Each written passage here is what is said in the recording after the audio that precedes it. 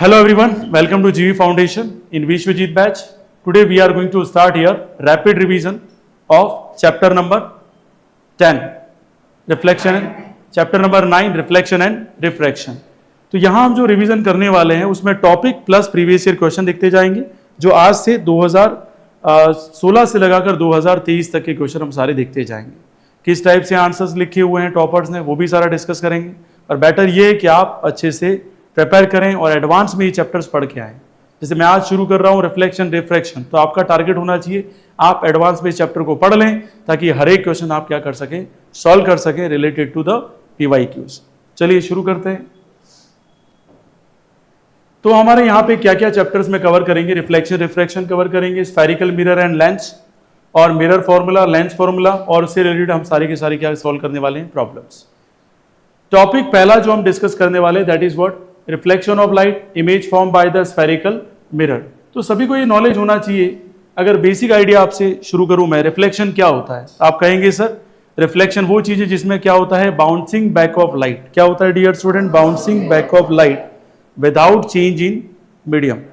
ठीक है, उसी को हम क्या कहते हैं, रिफ्लेक्शन. क्या कहते हैं डियर स्टूडेंट, रिफ्लेक्शन. अब जो मैंने यहाँ शॉर्ट में जो चीजें लिखी हैं उसको एक बार मैं आपको समझा देता हूं ताकि चीजें आपके दिमाग में सेट हो जाए. ठीक है, अगर कुछ समझ में नहीं आए तो पूछ लेना. When light falls on a body, it may be absorbed, transmitted or get reflected back to the same medium. ठीक है, अब ये तो था बेसिक अंडरस्टैंडिंग कि लाइट क्या हो सकती है, एब्जॉर्ब हो सकती है, ट्रांसमिट हो सकती है और रिफ्लेक्ट हो सकती है. तो हमारा फोकस इस कॉन्सेप्ट पे है, लाइट क्या हो सकती है, रिफ्लेक्ट हो सकती है. रिफ्लेक्शन ऑफ लाइट का मतलब है एक फिनोमेना जिसमें हम बात करते हैं बाउंसिंग बैक ऑफ लाइट. किसमें, सेम मीडियम, या हम कह सकते हैं कोई भी मीडियम यहां पे चेंज नहीं होगा. इसके अलावा बात करें कि लॉज ऑफ रिफ्लेक्शन क्या कहते हैं, incident ray, reflected ray and normal, सारे के सारे किसमें लाई करते हैं, same plane at the point of incidence. Yes और नो. ठीक है. सेकेंड लॉ क्या कहता है कि जो एंगल ऑफ इंसिडेंस होता है वो किसके बराबर होता है, एंगल ऑफ रिफ्लेक्शन के बराबर होता है. इसके बाद अगर हम डिस्कस करें तो रियल इमेज ऑब्टेन होती है when rays of light after reflection और refraction actually meet at some point and it can be obtain on the screen and can be seen with the eye. तो real image का मतलब क्या है, वो image जो स्क्रीन पे obtain हो जाए पहला तो, दूसरा हमें आई से दिखाई दे डियर स्टूडेंट. ठीक है, तीसरा जब भी रे डायग्राम बनाएं तो जो रेज आएगी दो वो एक दूसरे से क्या होनी चाहिए, इंटरसेक्ट. क्या होनी चाहिए, किसी पॉइंट पे वो दोनों क्या होनी चाहिए, इंटरसेक्ट होनी चाहिए. इसी को हम क्या कहेंगे डियर स्टूडेंट, रियल इमेज. अब वर्चुअल इमेज की क्या डेफिनेशन है वो भी देख लेना कि virtual image forms when the rays of light do not actually meet. Yes और no, but appear to meet. लगेगा ऐसा कि ये मिल रही है, जिसको हम क्या कहते हैं, इमेजिनेशन लेते हैं. वैसे सेंटर ऑफ कर्वेचर से पास नहीं भी हो तो हम कहते हैं कि अगर ये ऐसे आती तो सेंटर ऑफ कर्वेचर से ऐसे ऐसे पास होती, तो हम क्या शो करते हैं, डैश लाइन शो करते हैं. क्या शो करते हैं, रे डायग्राम में डैश. ठीक है. It can not be obtain on the screen, और इसको हम स्क्रीन पे ऑब्टेन नहीं कर सकते. ठीक है. Image form by the plane mirror. तो आपको बेसिक आइडिया होगा कि प्लेन मिरर कैसी इमेज फॉर्म करता है, वर्चुअल एंड इरेक्ट. कैसी करता है, ठीक है. ये बोर्ड 2015 में क्वेश्चन आया हुआ है और इसका रे डायग्राम पूछा गया सीधा सीधा. तो आपको ध्यान रखना है, image form by the plane mirror का डायग्राम बनाओ. तो डायग्राम कैसे बनेगा आपको समझाया भी था, ऑब्जेक्ट और इमेज के बीच में जो गैप होता है वो क्या होता है, सेम. लेकिन यहां रे डायग्राम पूछ लिया है, तो जब रे डायग्राम की बात आएगी तो पहला रूल क्या लगेगा डियर स्टूडेंट, ऑब्लिक्यू रूल. याद आया डियर स्टूडेंट. तो ऑब्लिक्यू रूल क्या कहता है, अगर रे ऑफ लाइट किससे पास होगी, पोल से. किससे पास होगी, पोल से. तो ऊपर एंगल क्या बनाएगी, प्रिंसिपल एक्सिस के ऊपर क्या बनाएगी, इंसिडेंट एंगल, और नीचे क्या बनाएगी, एंगल ऑफ रिफ्लेक्शन बनाएगी. और एक दूसरा रूल क्या था, अगर कोई लाइट रे जा रही और पास किससे हो, फोकस. तो भाई यहां फोकस तो कोई है ही नहीं डियर स्टूडेंट, वो सीधा जाएगी और वापस आ जाएगी. Are you getting my point. और यहां कहीं पर भी देखो ये मिल रहा है क्या, कोई पॉइंट. लेकिन हम इमेजिनेशन करते हैं, अगर ऐसा होता तो यहां मिलती. ठीक है. तो ये इमेजिनेशन का मतलब कैसी इमेज है, ये वर्चुअल इमेज है. कैसी इमेज है, वर्चुअल. ये स्क्रीन पे ऑब्टेन नहीं होती है डियर स्टूडेंट. तो ये हमारा u हो गया, ये हमारा क्या हो गया, v. तो मैथमेटिकली हम जानते हैं कि u किसके बराबर होगा, v के बराबर होगा.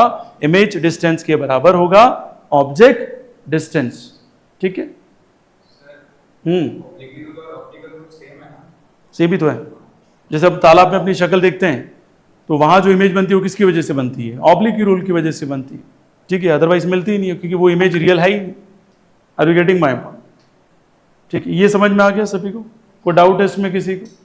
इसके बाद आती है characteristics of image form by the plane mirror. क्या क्या कैरेक्टरिस्टिक्स है? ठीक है, तो पहली कैरेक्टरिस्टिक्स की अगर मैं डिस्कशन करूं यहाँ पे, जो चीजें आपको समझ में आए ना, भले थोड़ा स्लो चले, आपको समझ में आना चाहिए। नहीं समझ में आया कोई पॉइंट तुरंत बोल देना मुझे। Characteristics of image form by the plane mirror. पहला, ये वर्चुअल बनाएगी इमेज और कैसी होगी? इरेक्ट, मतलब स्क्रीन पे ऑप्टेन होगी या नहीं होगी वो बताइए पहले। ठीक है, आगे देखें, साइज ऑफ जो इमेज है वो किसके बराबर होगी? साइज ऑफ ऑब्जेक्ट के बराबर होगा। तीसरा, image is formed as far as behind the mirror as the object is in front of it. मतलब ये कह रहा है जितना गैप किसका होगा डियर स्टूडेंट? ऑब्जेक्ट का होगा, उतना ही किसका होगा? इमेज का होगा। ठीक है, और हमेशा याद रखना कैसी रहेगी? Laterally inverted. Left becomes right, right becomes left. ठीक है, ये सारी की सारी जो चार कैरेक्टरिस्टिक्स है आपको याद होनी चाहिए। अब एक टॉपिक आता है जिसे हमें पढ़ा था, lateral inversion.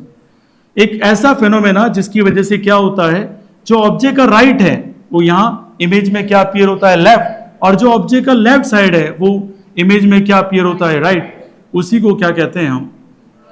Image is inverted sideways. ये क्लियर हो गया सभी को? डाउट किसी को उसमें?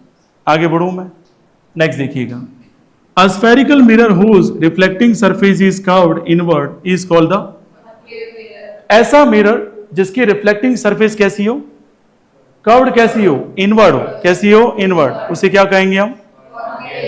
और ऐसा स्फेरिकल मिरर जिसमें जो रिफ्लेक्टिंग सरफेस हो वो कर्व्ड कैसा हो? उसे क्या कहते हैं? Convex mirror. क्या कहते हैं? या अपनी लैंग्वेज में आप ये भी कह सकते हो, coating is inside and coating is outside. ठीक है, यहां जो जरूरत है उतनी बात करेंगे, अभी वो बात नहीं करेंगे कोटिंग किसकी बनी होती, क्या बनी होती, ऑलरेडी आप जानते हैं, समझा चुके हैं। ठीक है, यहां खाली शॉर्ट पॉइंट ऑफ व्यू से आपके दिमाग में रिवाइज होना चाहिए। Concave mirror mostly forms real image. ठीक है, ज्यादा से ज्यादा रियल इमेज कौन बनाता है? Concave mirror, which can be obtain on the screen. But जो कॉन्वेक्स मिरर है वो हमेशा और हमेशा कैसी इमेज बनाएगा? ये कॉन्सेप्ट भी आपको क्लियर हो गया कि कॉनकेव मिरर में रियल भी बनेगी और वर्चुअल भी बनेगी, लेकिन ज्यादातर कौन सी बनेगी? रियल एंड इन्वर्टेड बनेगी। कॉन्वेक्स में सारी की सारी कैसी बनेगी? कोई भी वहां पर क्या नहीं बनेगी? रियल इन्वर्टेड नहीं बनेगी। समझ में आ गया? ठीक है, अब बात करते हैं difference between the plane mirror, concave mirror and convex mirror based on the image formation. ठीक है, इसको थोड़ा समझ लेते हैं अच्छे से ताकि चीजें आपको अच्छे से क्लियर हो जाए। ये विजिबल तो है, आपको दिख तो रहा है?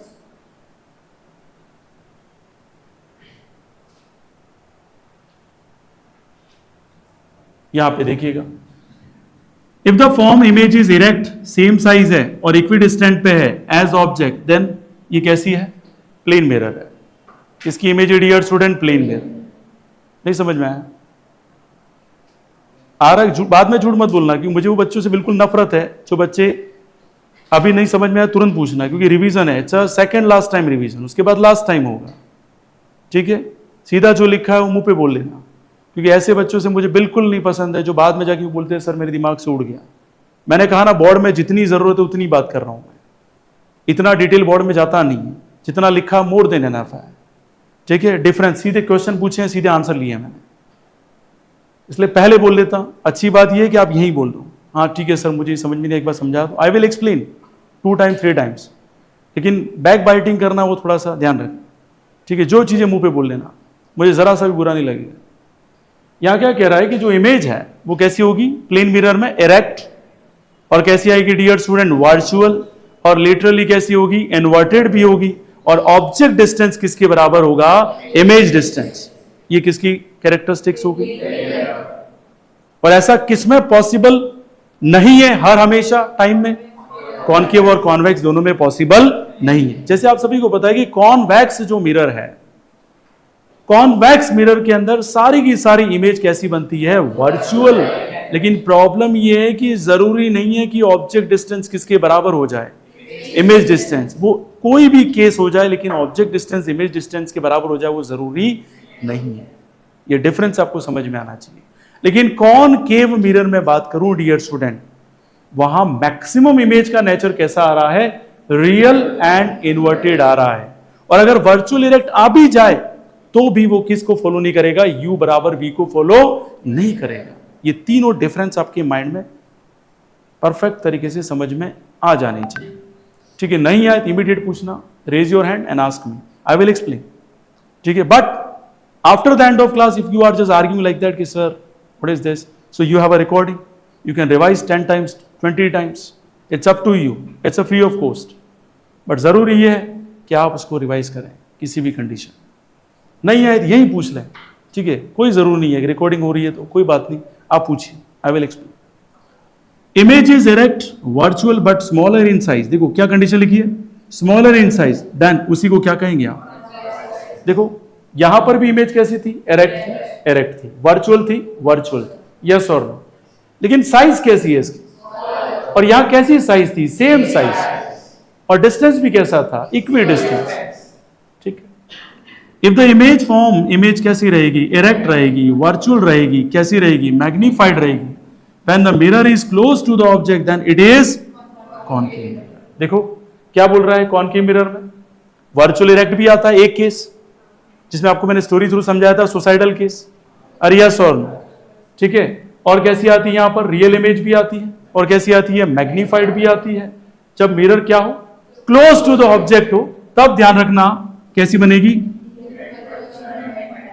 एक ही केस था ये, इंपॉर्टेंट था, मैंने कहा था इसके ऊपर लगातार क्वेश्चन पूछे जाते हैं, तो ये अपने दिमाग में सेट होना चाहिए कि कैसे क्वेश्चन पूछे जाएंगे आपको, कि वो ऑब्जेक्ट को कहां रखेगा, पोल और फोकस के बीच में, और यही यहां कंडीशन लिखी है, क्लोज टू द ऑब्जेक्ट। अगर ऐसा वर्डिंग भी आ गया एमसीक्यू में कि एक ऑब्जेक्ट है वो, ठीक है, कहां पर है, कॉनकेव मिरर, लेकिन कैसा है, क्लोज टू द, नहीं ऑब्जेक्ट की जगह क्या लिखा, क्लोज टू द मिरर, ध्यान रखना, क्लोज टू द मिरर कहती वर्डिंग आपके दिमाग में समझ में आनी चाहिए, सर क्या कहना चाह रहा है ये, कि ऑब्जेक्ट कहां पे खड़ा है, पोल और फोकस के बीच में।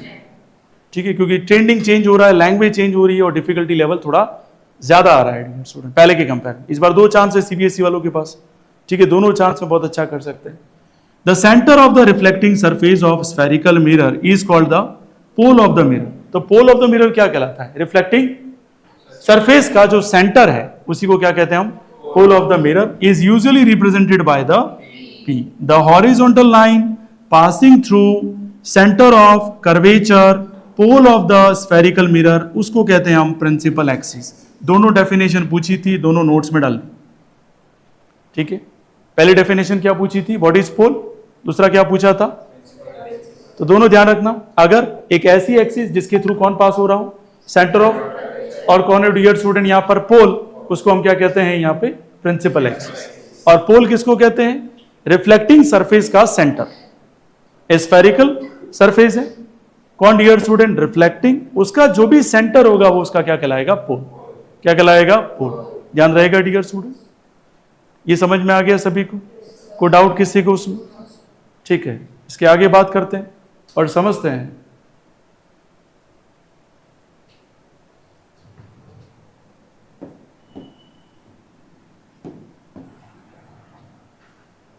The center of curvature of a spherical mirror is the center of the hollow sphere of the glass of which a spherical mirror is a part and usually represented by the C। देखो centre of curvature है, उससे पहले क्या discuss किया मैंने, पोल, उसके बाद क्या डिस्कस किया हमने। ध्यान रखना, अगर आपसे पूछे कि सेंटर ऑफ कर्वेचर को डिफाइन करो तो ध्यान रखना, स्फेरिकल मिरर के अंदर सेंटर किसका, होलो स्फेयर का, मतलब ये पूरा का पूरा होलो स्फेयर है, उसके बीच वाला जो कहलाता है वो क्या कहलाता है हमारा सेंटर ऑफ कर्वेचर। और सेंटर ऑफ कर्वेचर और पोल के बीच में जो गैप है उसी को आप क्या कहते हैं, रेडियस ऑफ कर्वेचर।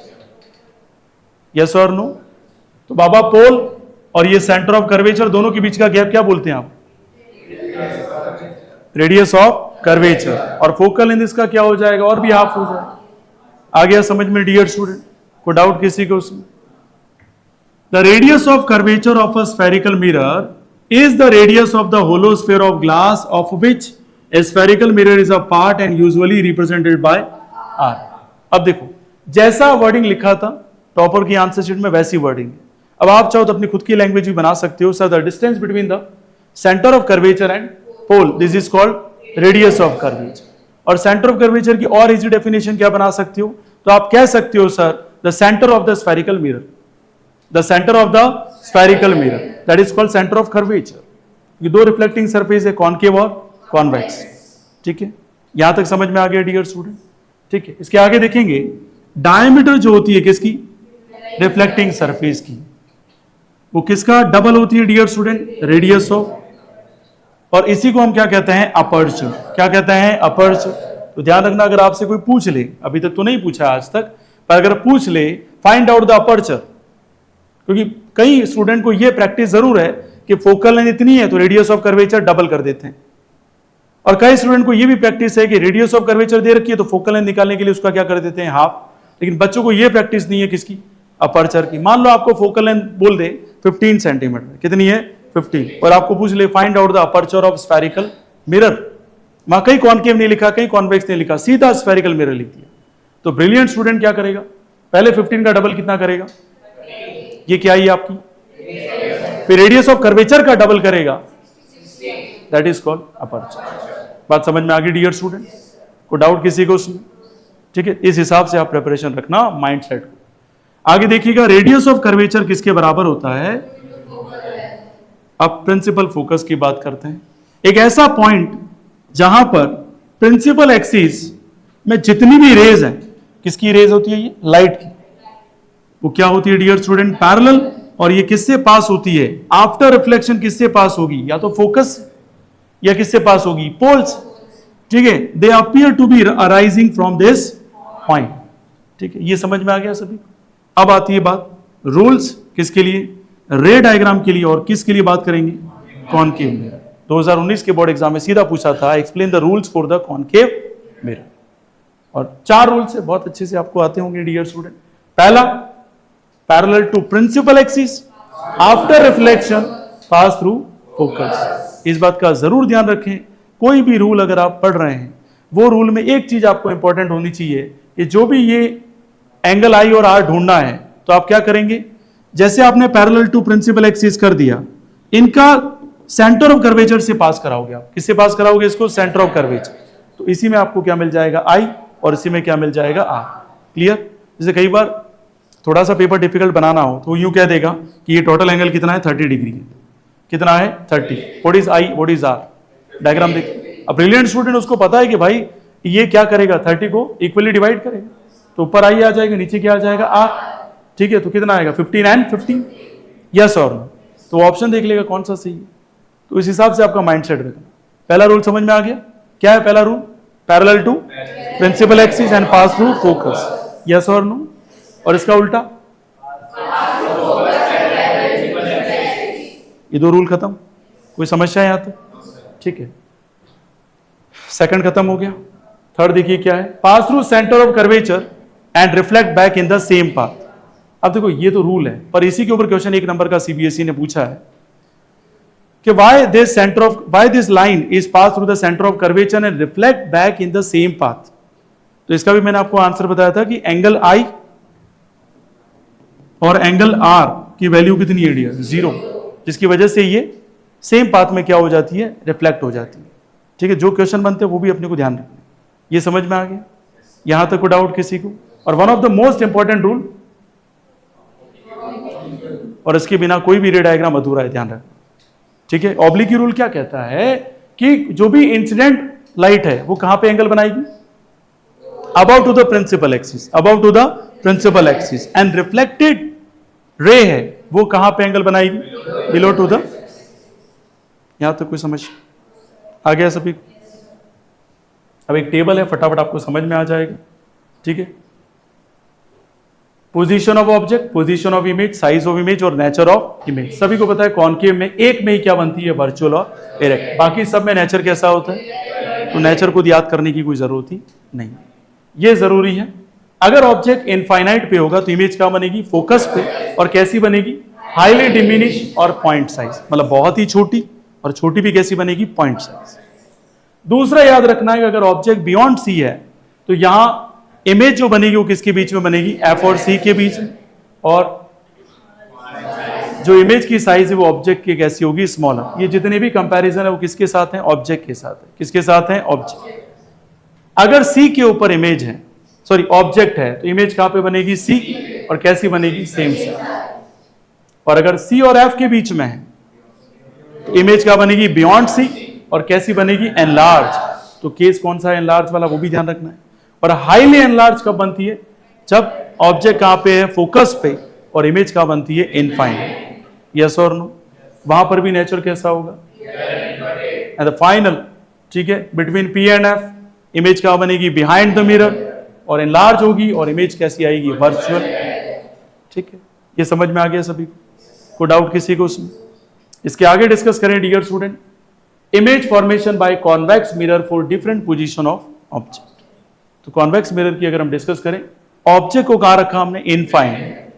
तो आपको पता है कि पोजीशन ऑफ जो इमेज आएगी वो कहां पे आएगी, और बिहाइंड द कैसी आएगी, मिरर, और जो साइज होगी वो कैसी होगी, और पॉइंट साइज। तो आपको पहले से याद करवाया हुआ है। ये केस सब में क्या रहते हैं, सेम।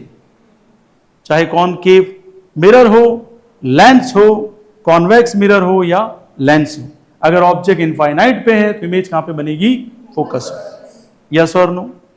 ठीक है, ये क्लियर हो गया सभी को। और कैसी बनेगी, नेचर भी सबका सेम, लेकिन यहां नेचर कैसा होगा, वर्चुअल एंड इरेक्ट। ठीक है, साइज ऑफ इमेज तो कैसा रहेगा, सबका सेम, लेकिन नेचर कैसा होगा, वर्चुअल एंड इरेक्ट। ये आ गया सभी को समझ में?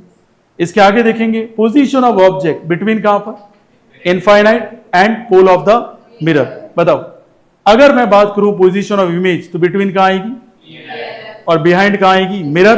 कैसी बनी ये, और क्या नेचर। ठीक है, ये दोनों के दोनों पूछे हुए हैं बोर्ड एग्जाम 2017 में। ठीक है, तो इस बात का अपने को ध्यान रखना है कि अगर पूछा हुआ तो वो इंपॉर्टेंट है। ठीक है, मिरर फॉर्मूला सभी को याद होगा, 1/f is equal to 1/v plus 1/v। एक इमेज डिस्टेंस है, u हमारा ऑब्जेक्ट डिस्टेंस है, f एक हमारी फोकल लेंथ है। मैग्निफिकेशन ऑफ स्फेरिकल मिरर क्या होता है, ये नेचर ऑफ इमेज डिफाइन करता है। क्या डिफाइन करता है, नेचर ऑफ इमेज। और अगर फॉर्मूला वाइज डेफिनेशन समझे तो हम कह सकते हैं it is a ratio of the height of image to the height of object. उसी को हम क्या कहते हैं, समझ में आ गया? को डाउट किसी को उसमें? ठीक है, तो m is equal to height of image upon height of object. और अगर मिरर की बात है तो माइनस साइन आ जाएगा, आगे क्या साइन आ जाएगा, माइनस। तो m is equal to,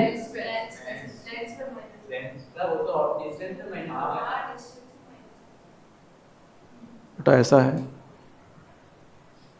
object distance और इमेज डिस्टेंस में मिरर के लिए क्या आएगा, माइनस। हाइट में तो कुछ नहीं आता है, हाइट की तो बात ही नहीं कर रहे, इसलिए तो यहां नहीं लिखा हमने। ठीक है, यहां पे क्या आ गया, -v/u आ गया। अरे यस और नो, इसमें तो नहीं आएगा, हाइट का तो कोई लेना देना ही नहीं। ठीक है, क्योंकि दोनों जो हाइट है वो किसके ऊपर डिपेंड करती है डियर स्टूडेंट, अपने प्रिंसिपल एक्सिस का बिलो और प्रिंसिपल एक्सिस का। ठीक है, उसका हम रिलेट ही नहीं कर रहे हैं, हम केवल और केवल किसकी बात कर रहे हैं, ऑब्जेक्ट डिस्टेंस और इमेज डिस्टेंस। तो लेंस में कोई माइनस नहीं आएगा, वहां पे सारा का सारा सब कुछ क्या रहेगा, प्लस में ही रहेगा। v/u भी क्या आएगा, प्लस में ही आएगा। यहां पे साइन क्या आता है, -v/u। ऐसा क्यों होता है उसको समझो।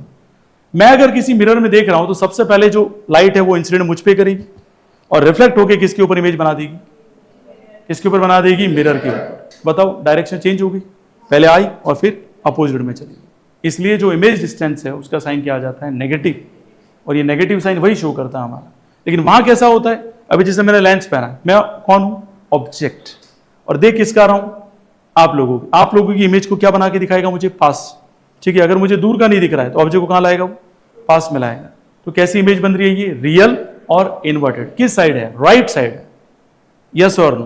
तो वहां क्या बनाएगा डियर स्टूडेंट, पॉजिटिव साइन लेके बैठेगा। वहां v पॉजिटिव ही रहेगा, नेगेटिव नहीं रहेगा। आ गया समझ में सभी को? ठीक है, ध्यान देना, यहां पर सारे केसेस ले लिए मैंने, रिलेटेड किससे, मिरर। फॉर्मूला क्या है, m is equal to height of image upon height of object which is equal to -v/u। पहला m नेगेटिव है तो इमेज कैसी है, ये बताया था मैंने आपको। m नेगेटिव हो तो क्या बोलेंगे इसको, पॉजिटिव हो तो क्या बोलेंगे। ठीक है, तो देखो यहां पे ध्यान से, m पॉजिटिव होगा तो इमेज कैसी होगी, वर्चुअल। अगर मैं कहूं दोनों हाइट सेम है, hi किसके बराबर है, मतलब हाइट ऑफ इमेज किसके बराबर है, हाइट ऑफ ऑब्जेक्ट के बराबर। ये दिख तो रहा है सभी को, हाइट ऑफ इमेज किसके बराबर है, हाइट ऑफ ऑब्जेक्ट के बराबर है। तो मैग्निफिकेशन कितना आएगा 1, और कह सकते हैं इमेज किसके इक्वल है, कौन है, मिरर है या स्फेरिकल है। आ गया समझ में, डाउट किसी को। इसके आगे देखेंगे, अगर हाइट ऑफ इमेज किससे ज्यादा होगी तो मैग्निफिकेशन 1 से क्या हो गया, ज्यादा, बनने वाली इमेज है वो कैसी बनेगी। और डिमिनिश के लिए क्या कंडीशन रहेगी, हाइट ऑफ इमेज किससे कम होगी, ऑब्जेक्ट्स, तो क्या हो जाएगा डिमिनिश, और मैग्निफिकेशन की वैल्यू क्या आ जाएगी, लेस देन।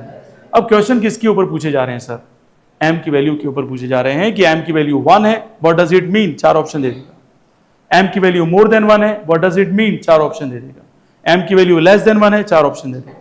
तब जिस बच्चे को नॉलेज है उसको तो पता है कि लेस देन 1 कब आएगा, ये वाला कंडीशन उसके दिमाग में आई कि ऑब्जेक्ट की हाइट किससे ज्यादा है, इमेज से, तभी तो पॉसिबल है। अब देखो रटने वाला पूरा रट लेगा, रटना नहीं है अपने को यही फॉर्मूला यूज करना है। आप सभी को पता है कि जब HI किससे बड़ा होगा तो मैग्निफिकेशन की वैल्यू तो क्या आएगी, 1 से ज्यादा। अरे यस और नो, तो कौन सा रहेगा इसमें, ये रहा, इमेज किससे ज्यादा है तो हाइट ज्यादा होगी डियर स्टूडेंट। तो ये जिसको पता ना, जो मैथ्स का अच्छा खासा नॉलेज रखता है वो तो सक्सेस है इस चैप्टर में। फिर ये बोल दे अगर, तो उसको पता है कि मैग्निफिकेशन की वैल्यू क्या होगी, लेस देन 1, और इस केस में क्या होगी, मोर देन 1। और अगर ये दोनों इक्वल हैं तो मैग्निफिकेशन की वैल्यू क्या है। आ गया समझ, को डाउट किसी में, पक्का। आगे बढ़ूं मैं, ठीक है, समझ में आ गया, बहुत अच्छी बात है। नेक्स्ट देखिएगा इधर, मैग्निफिकेशन जो प्लेन मिरर का होता है वो हमेशा कितना होता है, +1 होता है। और प्लस साइन यहां सीधा सीधा किसको इंडिकेट करता है, वर्चुअल इमेज को इंडिकेट करता है। और 1 इंडिकेट करता है कि यहां ऑब्जेक्ट की और इमेज की मिरर से जो डिस्टेंस है वो क्या है, सेम है। यस और नो। m अगर पॉजिटिव है और 1 से लेस है, मान के चलिए वो किस मिरर की बात कर रहा है, कॉन्वेक्स मिरर। किसकी बात कर रहा है, कॉन्वेक्स। सीधा मिरर की भी ऑप्शन दे सकता है वो m की वैल्यू देके। m अगर पॉजिटिव है लेकिन 1 से ज्यादा है तो किसकी बात कर रहा है, कॉनकेव मिरर। किसकी बात कर रहा है, कॉनकेव। और अगर m नेगेटिव है तो भी किसकी बात करेगा, कॉनकेव। क्योंकि आपको पता है नेगेटिव m तभी होगा जब रियल और कैसी बनेगी, इन्वर्टेड इमेज। और m पॉजिटिव तब होगा जब इमेज कैसी बनेगी, वर्चुअल एंड इरेक्ट। यहां तक कोई समस्या आया कि गया, ठीक है। चलो फिर जो प्रीवियस ईयर क्वेश्चन आए अभी तक जितने भी टॉपिक पढ़े उसके डिस्कस कर लेते हैं फटाफट। पहला देखिएगा, very short answer type 1 marks का क्वेश्चन आया, सैंपल पेपर जो हुआ था 2020 और 21 का। पहला क्वेश्चन आया, both a spherical mirror and a thin spherical lens have a focal length कितनी है, -15। What type of mirror and lens are this. तो फोकल लेंथ माइनस किस में होती है डियर स्टूडेंट, मिरर की बात करें तो कौन होगा डियर स्टूडेंट, और लेंस की बात करें तो भी कौन होगा,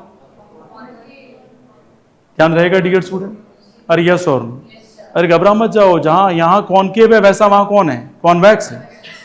अरे यस और नो, कितने लोग समझ में आ गया ये आंसर, किसको नहीं हवा लगी इसमें, सही से बता देना, मैं समझा दूंगा, डोंट वरी अबाउट इट।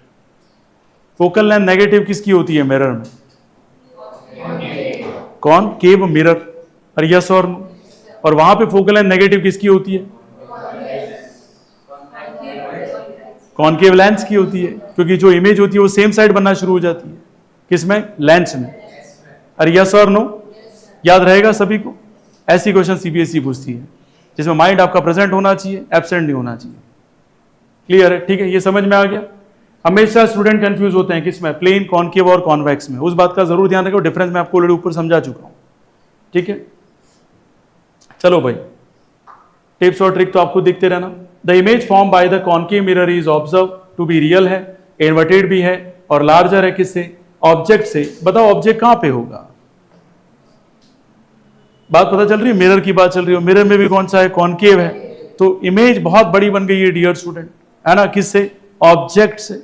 और वो भी पहले ही कह रहा है कि भाई इमेज रियल है, तो कहां पे होना चाहिए डियर स्टूडेंट, तो बिटवीन द एफ और सी के बीच में।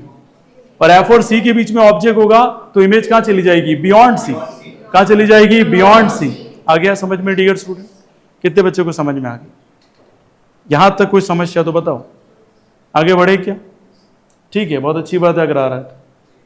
फिर the diagram below show the image of candle as form through the reflection from a concave mirror obtain on a screen, ठीक है। तो यहां पे How many light ray from the point P on the candle frame can be drawn to the corresponding point on the image P dash? बताइए. How many light rays? Infinite कौन है? Infinite कौन है भाई? ये स्क्रीन है, ये mirror है और ऑब्जेक्ट रखा हुआ है. अरे यस और नो. तो कितनी रे पास होती है? सिखाया था मिनिमम कितनी रेज होनी चाहिए? 2 रेज. कितनी होनी चाहिए डियर स्टूडेंट? 2 रेज. ठीक है, ध्यान रखेंगे. देखो ध्यान रखो तो अच्छी बात है. मेरा क्या जा रहा है आपका टाइम, है ना. देखिएगा, we prefer a convex mirror as a rear view mirror in vehicle. Why? एक तो इमेज कैसी बनाता है? यस और नो.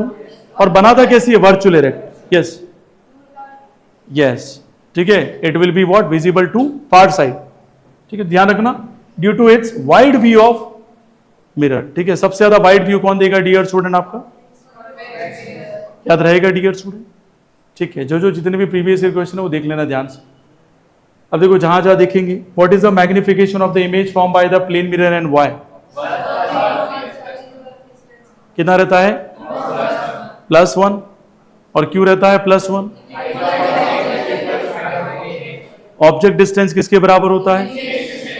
इमेज डिस्टेंस के बराबर होता है. और यस और इमेज कैसी बनती है इधर? वर्चुअल और इरेक्ट. इसके लिए क्या साइन यूज करते हैं? पॉजिटिव. इसको क्या हुआ? ये समझ में आ गया सभी को?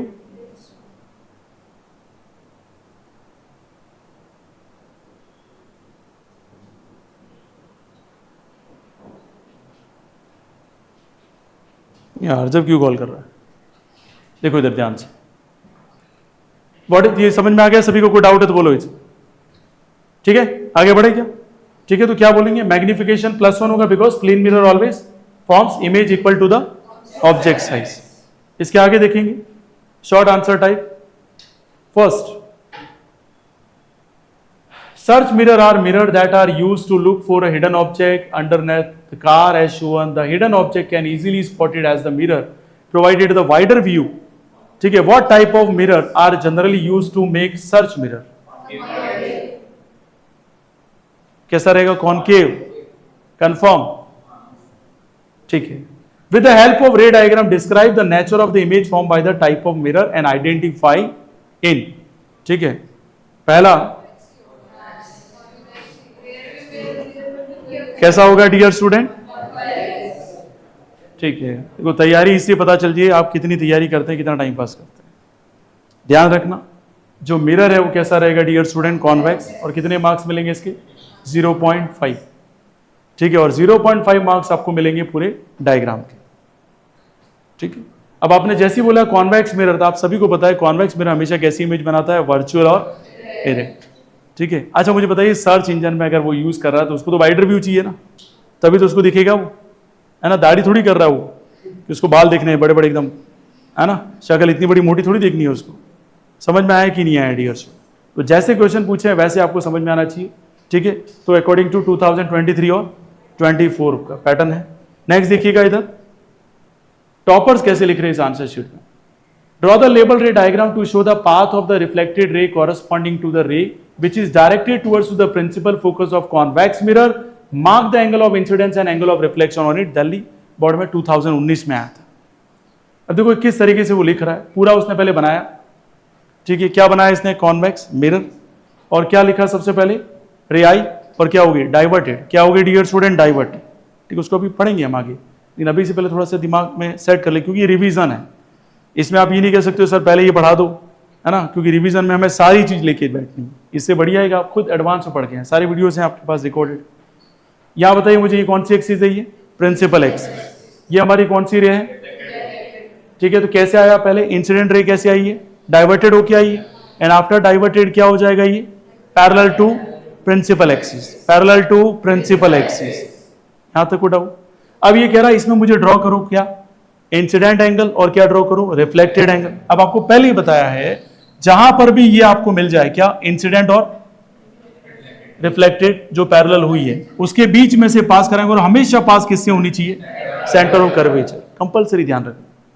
और ऊपर वाला कौन सा एंगल कहलाएगा, आई, और नीचे वाला कौन सा कहलाएगा, आर। लेकिन अगर इसका उल्टा पूछ ले, अगर आप ऐसे एरो ड्रॉ करते तो नीचे वाला आई होता और ऊपर वाला क्या हो जाता, आर। ये क्लियर हो गया सभी को, डाउट किसी को?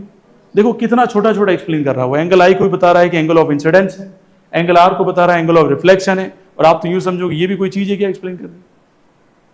ये है टॉपर्स के आंसर कि टॉपर्स के लिखने का तरीका ऐसा होता है कि वो हर चीज लिखता है कि the ray of light directed towards the focus and will bounce back and more parallel to the principal axis after reflection. Difference समझ में आया टॉपर्स के आंसर और आप में? यही डिफरेंस है, वो हर चीज को एक्सप्लेन करता है। ठीक है, यहां देखिए ये जो टिक किया होता है एग्जामिनर ने टिक किया है ऐसे ऐसे करके मार्क्स देने के लिए। बाकी ये जो उसकी लिखने के तरीके आप समझ लीजिए, उसने रिफ्लेक्टेड रे को भी यहाँ पे एरो, एरो कहीं नहीं बोला है वो, देखो ध्यान से। और यहाँ के बच्चे तो एरो छोड़ देते हैं, वो बोलते हैं ये कैसे गलत हो गया, भाई एरो ही गलत है आपका। आप एरो शो नहीं करो, इसका मतलब आपको ये नहीं पता है कि डाइवर्टेड से पैरेलल हुई है, पैरेलल टू डाइवर्ट हुई है। ये भी जानना बहुत जरूरी है। तो क्वेश्चन को बहुत रिलैक्स होने के साथ पढ़ें तो चीजें बहुत अच्छे से समझ में आएंगी। ठीक है, अभी मैं नोट्स प्लस क्या ले रहा हूँ, क्वेश्चन ले रहा हूँ, और जब हमारा लास्ट टाइम रिवीजन होगा उसमें खाली पीवाई क्यूज लूंगा, भरमार जितने भी आए 20 साल के। ये क्लियर हो गया सभी को? इसके अलावा एक क्वेश्चन और है, देखो ध्यान से क्या बोल रहा है question. If the image form bye a spherical mirror, if the image form by the spherical mirror for all position of object placed in front of it always erect and diminish, किस type का mirror है, कैसा dear student, convex. तो यहां क्या लिखा है इसने, convex mirror always forms erect and diminished image, और इसने एक एग्जांपल शो कर दिया। ठीक है, अब बताओ यहां पे पूरा का पूरा अगर आप क्वेश्चन पढ़ोगे, यहां पे खाली क्या पूछा है, image form by this, draw the label ray diagram to support your answer. तो उसने लेबल रे डायग्राम भी एक्सप्लेन किया और साथ साथ में नीचे लिखा ए डैश बी डैश क्या है, virtual erect image form between the pole and focus of the convex mirror. आ गया समझ में डियर स्टूडेंट? उसके तरीके थोड़ा सा समझना, किस तरीके से टॉपर्स लिखते हैं वो जानना बहुत जरूरी है। ठीक है, तो 2018 के जो भी टॉपर था नंबर 1 रैंक सीबीएसई के अंदर, ये उसकी आंसर शीट है। ठीक है, तो आपका भी पैटर्न थोड़ा सा समझ लेना साथ साथ में। यहां तक कोई डाउट है किसी को तो बताइए, कितने बच्चों को समझ में आ गया आज जो पढ़ाया हो, क्लियर हो गया? क्वेश्चन के पैटर्न आप खुद देखना अच्छे से घर पे जाके। ठीक है, इस क्वेश्चन को देखेंगे। A ray of light is incident on a convex mirror as shown, read out the diagram and complete the path of this ray after reflection from the mirror and mark the angle of incidence and angle of reflection. ये तो easy कर ही सकते हो। क्या है, incident ray, अब क्या हो जाएगी, डाइवर्टेड, और आगे किससे पास कराएंगे, किससे पास कराएंगे, पक्का, वेरी गुड। और इसके बीच में जो रे ड्रॉ करेंगे वो किससे पास कराएंगे, और क्या साथ में शो करेंगे, आई और आर। ठीक है, तो ये देख लो आई और आर इसने रिप्रेजेंट किया। जरूरी है, बहुत सारे बच्चे आई और आर रिप्रेजेंट ही नहीं करते हैं, वो यूं समझते हैं मैं इंटेलिजेंट हूं। आपसे बड़े इंटेलिजेंट लोग बैठे हुए हैं, 98, 99, 100% लाके बैठे हुए हैं, क्योंकि उन्हें पता है कि हर चीज चाहिए एग्जामिनर को। और यहाँ मार्क्स भी कैसे एलोकेट किया हुआ है, ट्रेसिंग द रेस, तो उसका कितना है, आधा है। आई और आर को मेंशन किया तो उसका आधा है। ऐसे मार्क्स कटते हैं। बच्चा आके बोलता है सर मार्क्स कैसे कट गए, मैंने तो सब कुछ लिखा था। ठीक, क्योंकि आपने स्ट्रेटेजी खराब बनाई। स्ट्रेटेजी के लिए पढ़ना पड़ता है हर चीज। अब ऐसे नहीं पढ़ाएं बच्चे को, बच्चा ये समझेगा मैं तो 30 मार्क हम पढ़ के। ठीक, उसे ही नहीं पता कि आंसर कैसे लिखने, वो जरूरी है। ये समझ में आ गया सभी? And the last question of today's class is, name the type of mirror used in the design of the solar furnace. Explain how high temperature is achieved by this device. कौन सा मिरर होगा, concave, क्योंकि ये convergent mirror है। कैसा mirror है, convergent. Yes और no? और ज्यादा से ज्यादा ये लाइट की क्या बढ़ा देगा, इंटेंसिटी को बढ़ा देगा। यहां तक समझ में आ गया सभी? कोई डाउट किसी को उसमें? चलिए, ओके, क्लासेस और मिलते हैं नेक्स्ट कल की क्लास में, और करेंगे आगे के रिवीजन के कुछ topics related to reflection and refraction. आपका दिन शुभ रहे।